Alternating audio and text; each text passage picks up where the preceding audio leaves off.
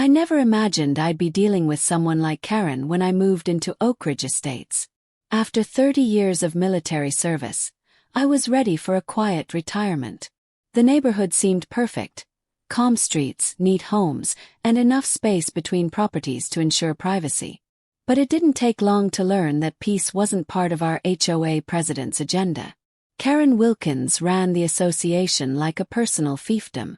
My first clash with her came over something simple: a small American flag mounted by my front door. Nothing oversized, just a standard bracket display. The next morning I found a notice taped to my door. Flag display violates Section 4.3 of the HOA guidelines. Remove immediately. Confused, I reviewed the bylaws. Nothing prohibited tasteful patriotic displays. When I called the HOA office, Karen answered directly. "Mr. Mitchell," she sighed, as if speaking to me was already an inconvenience. "We have standards here. Your flag isn't in an approved location. You'll need to submit a formal request to the architectural committee." Her tone dripped with condescension, like I was a child who couldn't follow directions. Still, I played by the rules and filed the paperwork.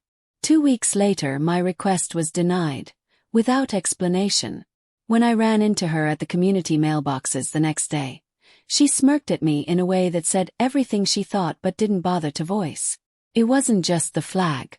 I soon realized what really bothered her: my veteran status. One chilly morning, I wore my old service jacket to check the mail. Karen was walking her little yapping dog when she stopped, eyeing me like I'd broken some sacred code. "We don't do that here," she said, waving dismissively at my jacket. "This isn't a military base. It makes people uncomfortable." I was stunned. In all my years, no one had ever told me that a simple jacket made them uneasy. From there, the harassment escalated. Citations piled up. My grass was half an inch too tall, my garbage bin lingered at the curb too long, my mailbox was the wrong shade of beige.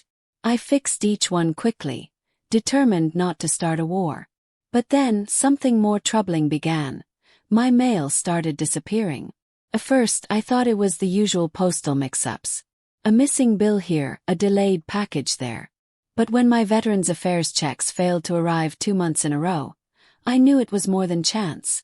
The VA confirmed they'd been sent. At the post office, a clerk frowned. "Mr. Mitchell, yours isn't the first complaint we've had from your neighborhood," she said carefully. From then on, I kept close watch. I checked my mailbox every day right after delivery. Some days it was inexplicably empty. Friends told me about birthday cards and packages they'd mailed that never arrived. The breaking point came when a certified letter with photos of my newborn grandson vanished, even though tracking showed it was delivered. That evening, my neighbor Tom Rodriguez approached me on the porch. "Sir," he said hesitantly, "I think you should see something." He'd installed a security camera after his son's bike was stolen. What he showed me made my blood boil. Video of Karen in broad daylight, opening my mailbox, rifling through the envelopes, and stuffing them into her handbag. He had clips from 3 different days. In one, she tossed handfuls of letters into a park trash can. At first, Tom thought maybe she was delivering something on the HOA's behalf. But once he saw her dumping mail, he knew better. I was speechless. This wasn't just harassment, it was a federal crime.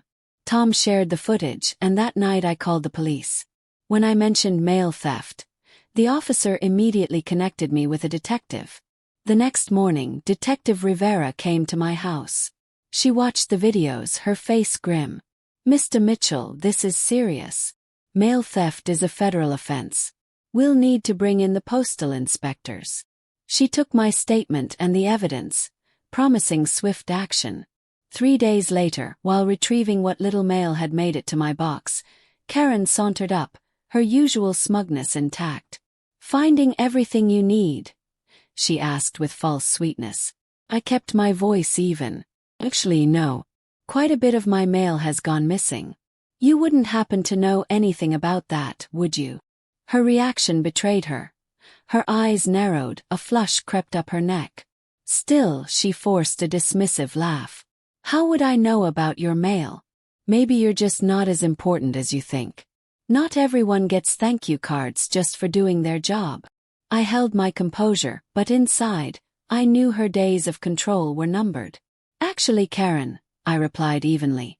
Some of what's missing includes federal documents, VA correspondence, and letters from my family.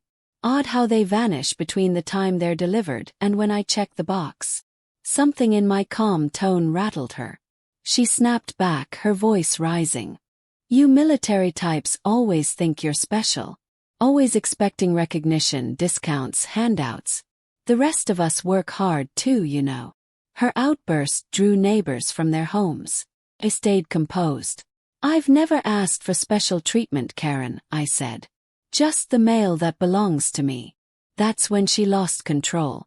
You don't deserve any of it, she shouted, her face twisted in rage. All those thank you for your service cards, those discounts, those government handouts. It's disgusting. The venom in her voice silenced the onlookers. Tom Rodriguez stepped forward, his expression grim. That's not what you said a moment ago, Karen. We all heard you. Karen froze, realizing too late she had an audience. Straightening her blouse, she tried to pivot. What I meant is that your mailbox doesn't meet HOA standards. It needs to be replaced. But the damage was done. She spun on her heel and stormed off under a dozen disbelieving stares. 2 days later, Detective Rivera called. Mr. Mitchell, we've made progress. A search warrant was executed at Ms. Wilkins's home. We recovered large amounts of stolen mail. Yours and several neighbors. We also have her on camera discarding mail in public trash bins. She's in custody as we speak. Relief, not triumph, washed over me. Minutes later, the sound of sirens filled the neighborhood. I looked out the window to see Karen, handcuffed, shouting at officers as they guided her into a patrol car. This is ridiculous. I'm the president of the HOA. I was protecting property values, she screamed. Spotting me, she lashed out one last time. He's the problem. People like him bring down neighborhoods. The officer shut the door, cutting off her tirade. Neighbors slowly gathered at my house. Tom was the first to extend his hand. Sir, I'm sorry. We had no idea.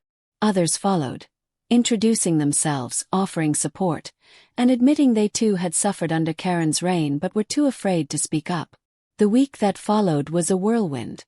The postal inspector returned more than 60 pieces of stolen mail, including VA documents, bills, birthday cards, and the photos of my newborn grandson. The HOA board convened without Karen, issuing a formal apology to me and other residents. Then came the media. Local news picked up the story, which spread to national outlets. A state senator who happened to see the broadcast recognized me. 25 years earlier, I'd been part of a mission that saved his son's unit in Afghanistan. The story took on a life of its own. Karen's preliminary hearing was devastating for her. The evidence was ironclad. Video footage, piles of recovered mail, witness testimony, and her own public outburst. She faced charges of mail theft, obstruction of correspondence, harassment, and civil rights violations.